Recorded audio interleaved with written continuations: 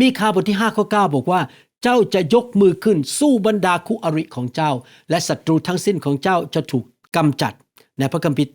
นั้นเราเรียนว่าคุณพ่อของกษัตริย์ดาวิดนั้นทิ้งเขาไว้ในทุ่งหญ้าที่เลี้ยงแกะ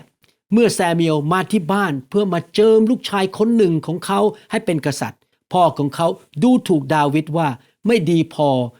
เขาไม่เคารพดาวิดว่าดาวิดนี้มีคุณค่าพอที่จะเป็นกษัตริย์ทำไม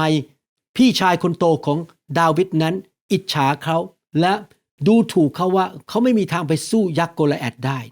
ดาวิดนั้นไม่รู้สึกสะทกสะเทือนไม่รู้สึกว่าการที่คนเหล่านั้นทำกับเขาอย่างนั้นเขาพ่ายแพ้ทำไมล่ะครับที่ดาวิดต้องประสบสิ่งเหล่านั้นก็เพราะว่าศัตรูของดาวิดคือมารซาตานเมื่อรู้ว่าดาวิดนั้นมีเมล็ดพันธุ์แห่งความยิ่งใหญ่อยู่ในตัวของเขามันรู้ว่ากษัตริย์ดาวิดนั้นตอนที่ยังเป็นหนุ่มนั้นสามารถฆ่ายักษ์ได้มันรู้ว่า